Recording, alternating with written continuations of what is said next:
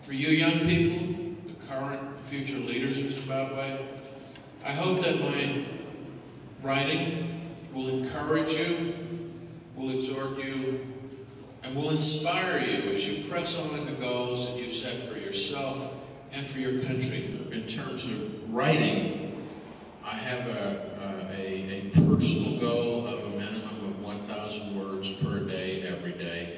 And if I'm not in a position where I can type on my laptop, I keep a notebook with me, and if nothing else, I just write down impressions or notes or things.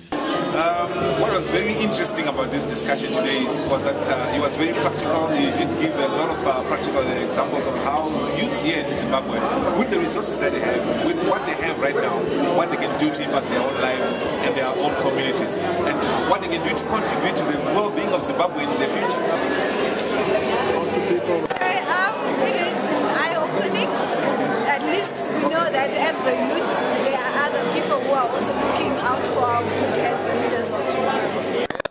It's been a great opportunity. I think it's going to open up venues and bring in a new understanding. So I learned a lot. Actually, I personally am coming from a very poor background, so I actually learned a lot that I have to get past my past. So my background doesn't actually matter to where I am going to. Yeah, I learned a lot.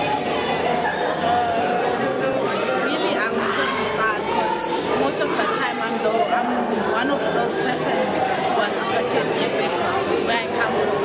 But now I know which background and stuff doesn't matter. What matters is where you're going. Well, it was exciting. It was informative. The ambassador really opened our minds, and I have a different perspective of what leaders are. And also he shared his experiences. They will help me. And also how important it is to manage your time. I learned that a lot because I usually spend a lot of time doing things that are not necessary. So when he spoke about the issue of time, I actually realized that, you know what, if he can do it, then I can do it as well. It's very empowering. It's like broadens your horizons of what's going on around, with America and Zimbabwe. All I know is every other country that abandoned us as a nation. From his perspective and what they're doing behind the scenes and everything, just opened my eyes today. That's what's really important, I suppose. So that was really good. Did anything surprise you about the ambassador? Yeah, the fact that they actually think about Zimbabwe. He's so friendly.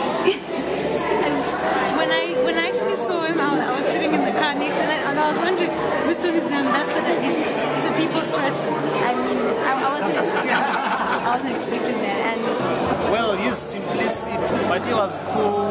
He was down to earth. He's just a simple man, a humble. He looks like a father. Really, he's a person who you can tell that he is really a leader, someone who's understanding, someone who's approachable.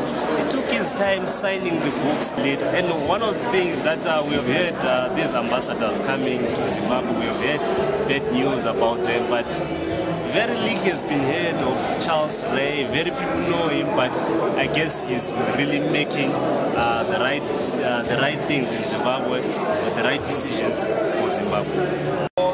What I liked about it is, the focus was not on America, the focus was on Zimbabwe, the focus on where he was assigned to. So this was amazing. For me, it was beneficial. For me, it built me. Talked about leadership issues, talked about how to make your dreams come to life. I think this is what the youths need